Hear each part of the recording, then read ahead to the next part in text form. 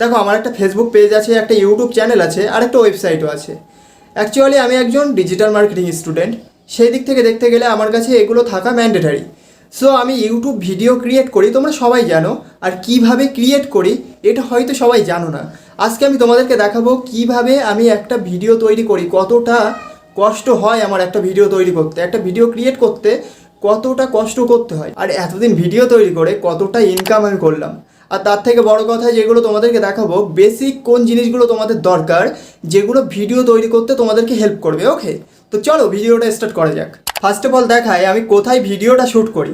তোমরা ব্যাকগ্রাউন্ডে জায়গা দেখতে পাচ্ছ, তবুও আমি তোমাদেরকে একবার দেখাই। ওকে, তো দেখো আমি ক্যামেরাটা ব্যাক করছি, তোমরা একবার দেখে নাও। এই জায়গাটায় দাঁড়িয়েই আমি ভিডিও শ্যুট করি। ওকে, মেনলি এখানে আমি গ্রিন স্ক্রিন এফেক্ট ইউজ করি। ওকে, আর এই ট্রাইপডটা ঠিক এই জায়গাটাই থাকে, মানে তোমরা বুঝতেই পারছো কোনটুকু জায়গার মধ্যে আমি ভিডিও শ্যুট করি। দেখো এইটুকু গ্যাপের মধ্যে দাঁড়িয়ে আমি ভিডিওটা শ্যুট করি, আর এটাই হলো ট্রাইপড।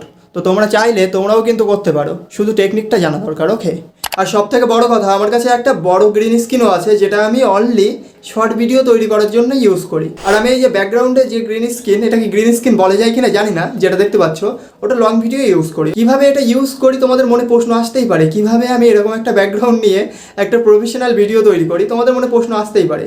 আমি তোমাদেরকে এটা শেখাবো। ওকে, ভিডিও শুরু করার আগে আমি কন্টেন্ট রিসার্চ করা শুরু করি, দেন সেটার ওপর, সেই টপিকটার ওপর কন্টেন্ট রাইটিং করা শুরু করি।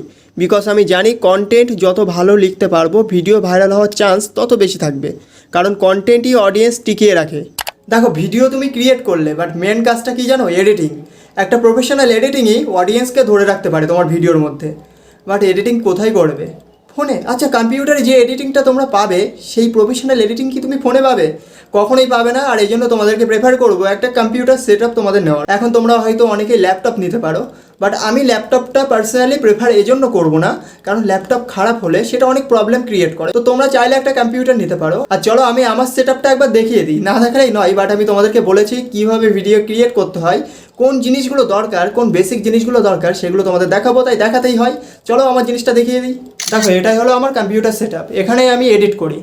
বেসিক্যালি এই সেট আপটা নিতে তোমাদের খুব বেশি খরচ পড়বে না, 20 থেকে 25,000 অনলি। ওকে, দেখো কম্পিউটার সেট আপটা তোমরা দেখলেই, সঙ্গে তোমরা একটু দেখে নাও আর কোন কোন জিনিসগুলো তোমাদের দরকার একটা ভিডিও তৈরি করতে। সিম্পলি সব থেকে কম দামে দুটো লাইট আমার কাছে আছে, যে দুটো আমি ইউজ করি। আর এরকম একটা তোমরা যদি গ্রিন স্ক্রিন এফেক্ট ইউজ করতে চাও, এরকম একটা স্ক্রিন তোমাদের বাড়িতেই থাকতে পারে, তোমরা সেটা নিয়ে এরকম তৈরি করতে পারো। দেন আমার কাছে একটা ট্রাইপড আছে, যেটা খুবই খুবই কম দামের। ওকে, আমি খুব বেশি দামের ইউজ করি না। আমি সব মিলিয়ে বলবো মোট আমার কত টাকা খরচ হয়েছে এই জিনিসটা সেট আপটা তৈরি করতে। এটা আমার গ্রিন স্ক্রিন, যেটা আমি শর্টের জন্য ইউজ করি, আগেই বলেছি। তো পুরো সেট আপটা তৈরি করতে আমার খরচ হয়েছে, কম্পিউটারটা বাদে আমার খরচ হয়েছে অনলি 1500 টাকা। ওকে, আর এই কম্পিউটারটা যদি ধরা হয় তাহলে সব মিলিয়ে ওই 26,000 মতো খরচ হবে। আর তাছাড়া আমি তোমাদেরকে আগেই বলেছি, তোমরা প্রথম যে ভিডিওগুলো তৈরি করবে ফোন দিয়েই তৈরি করো, কারণ অনেক সময় আমাদের মাইন্ড ডিস্ট্র্যাক্ট হয়ে যায়, আমরা ডিমোটিভেট হয়ে যায় আর ভিডিও তৈরি করি না। তাই ভিডিও সেট আপ তৈরি করার আগে নিজের মাইন্ডসেটটা আগে তৈরি করো, তোমরা কি এই ভিডিওর প্রফেশনে থাকবে নাকি থাকবে না।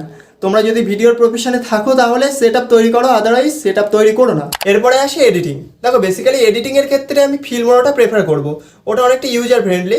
আর তাছাড়া যখন আমি হার্ড এডিটিং দিই তখন আমি কিন্তু প্রিমিয়ার প্রো ইউজ করি, বাট অল টাইম আমি ফিল্মোরাটা ইউজ করি। যখন হার্ড এডিটিং দেওয়া লাগে তখন একমাত্র প্রিমিয়ার প্রো ইউজ করি। তাছাড়া অনেক সফটওয়্যার আছে তোমরা যেগুলো ইউজ করতে পারো, তোমরা যেখানে কমফোর্টেবল হবে সেটাই তোমরা ইউজ করবে। ওকে, এরপরে তোমাদের করতে হবে ভিডিও আপলোড। সবই হয়ে গেছে, ভিডিও তৈরি করা, এডিটিং করা সব কমপ্লিট। এখন আপলোডের টাইম চলে এসছে। বাট আপলোড করলেই কি আপলোড হয়ে যাবে? আপলোড করলেই কি ভিউজ আসবে? কখনোই না। তোমাকে সঠিকভাবে এসইও করতে হবে, ভিডিও এসইও তোমাকে করতে হবে, keyword research, tag research, etcetera etcetera অনেক ব্যাপার আছে, যেগুলো তোমাকে ভালোভাবে রিসার্চ করে করতে হবে। অনেক জিনিস আছে, অনেক জায়গা আছে, যেমন ভিডআইকিউ, এরকম টাইপসের অনেক জায়গা আছে যেখান থেকে এগুলো তোমার রিসার্চ করে আনতে হবে। সো এই রিসার্চের ব্যাপারটা নিয়ে তোমরা ইউটিউবে অনেক ভিডিও পেয়ে যাবে, বা আমি তোমাদের জন্য তৈরি করে দিতে পারি যদি তোমরা বলো। সো এই জিনিসগুলো যদি মেনটেন করতে পারো অবশ্যই তোমার ভিডিও ভাইরাল হবে। এখন দেখো তোমরা অনেকেই বলবে কই ইনকামের ব্যাপারটা তো বললে না। বেসিক্যালি আমার ইনকাম সেরকম কিছুই হয়নি। মাঝখানে আমি পুরোপুরি 1.5 বছর ভিডিও তৈরি করা গ্যাপ দিয়েছিলাম, আবার নতুন করে ভিডিও আপলোড করছি। দেখো বেসিক্যালি কত ইনকাম করলাম সেটা এখানে বলাটা ঠিক না, কারণ এটা গাইডলাইনের বাইরে আছে। এটার জন্য আমি একটা ভিডিও আমার ফেসবুক পেজে আপলোড করে দেবো, তোমরা সবাই পেজটা ফলো করে রাখো, ওকে? আর ভিডিওটা ভালো লাগলে অবশ্যই লাইক কমেন্ট শেয়ার করো, আর চ্যানেলটা অবশ্যই সাবস্ক্রাইব করে রাখো।